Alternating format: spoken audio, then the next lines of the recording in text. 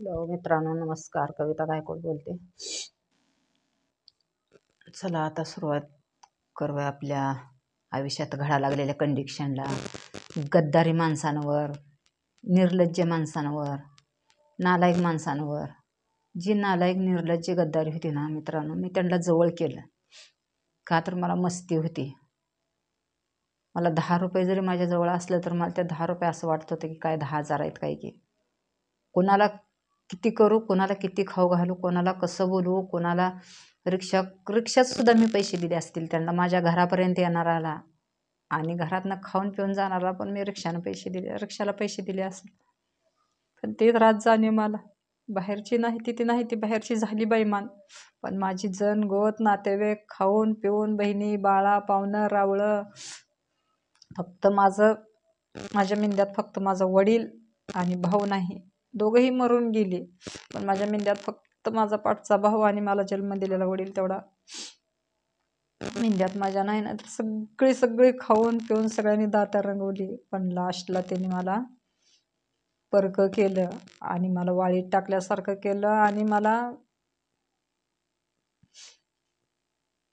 आज अक्षरशः मला धरणीवर लोळाची आणि पडायची वेळ आणली मला प्रत्येकाने, टेन्शन न विचार करून करून करून. आज माझ्या जीवाच मी रान केले प्रत्येकासाठी. जाऊ दे, प्रत्येकाची परिस्थिती आहे. आजचं न उद्या त्यांचं मी उचलून त्यांना धरलं तर मला आजचं न उद्या निदान मी टेकले माझा हातपाय किंवा मी बसून राहिले किंवा काय मला बरं वाईट कमी जास्त झालं तर मला त्यावेळेस तर होते ती काय की, किंवा मला किंमत देतील काय की, मला बोलतील, मला व्यवस्थित समजून घेतील, अशा हिशोबातनं मी वाटोळं केलं. आज मी 10 रुपयाला महागाई, मी कसं घर भागवते, काय करते काय नाही ते माझ्या जीवाला माहिती. पण कोणाला रुपया मागत नाही, आणि मागितलं तर कोण रुपया देत नाही. ह्या टायमात आपलं सगळी कोणी इन्सल्ट झालेलं आहे, त्याच्यामुळं मागत नाही. आपली महागारी द्यायची ऐपत नाही किंवा आपली महागारी कशानं जाणार, त्याच्यामुळे मी मागत पण नाही रुपया कोणाला. मागून तर का आपण महागारी द्यायचं कशानं.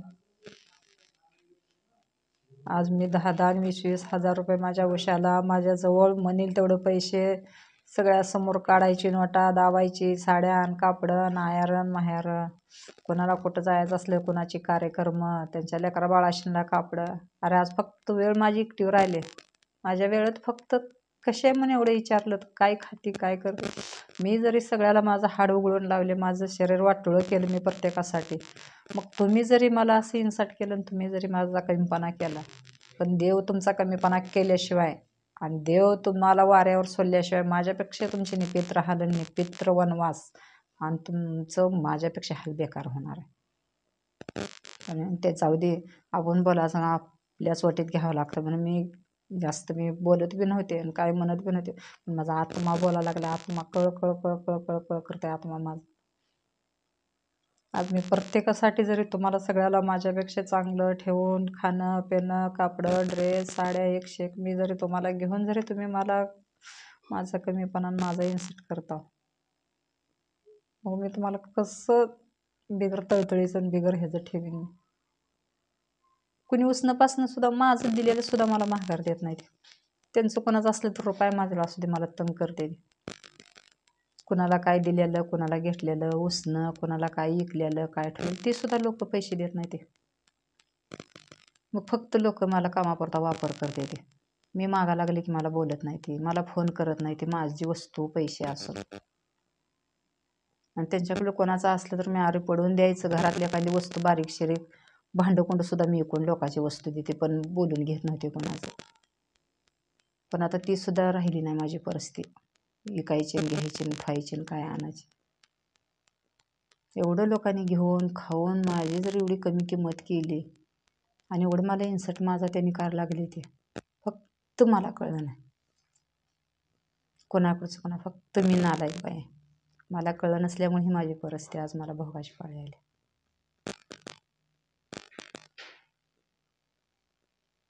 सगळ्या असू द्या, काय देवाचं राखण. जिथवर मला देव साक्षी आहे, जिथवर मला देव समजून घेतोय, जिथवर मला जन्म दिलाय म्हणल्यावर चारा दिलाय म्हणल्यावर चोच दिली.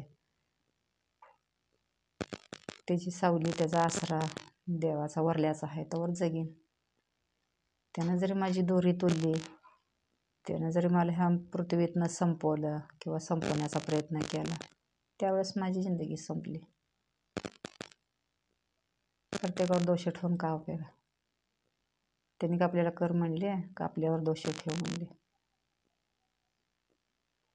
चला काय असेल ते असेल मित्रांनो, फक्त माझे व्हिडिओ बघत जावा, लाईक करा, सबस्क्राईब करा. हाय मित्रांनो, लय माझी कहाणी आहे, पण मी वरलं फक्त दबून आदर ही गोष्टी फक्त तुम्हाला नॉर्मल सांगते. अशा आयुष्यात माझ्या गोष्टी घडलेत आणि घडा लागलेत, लय घडले त्या आणि लय घडाय पण लागलेत. पण ही जरी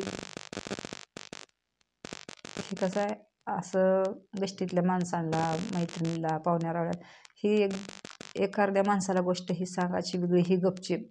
पण असं व्हिडिओवर आज महाराष्ट्राच्या बाहेर लोक बघते ते.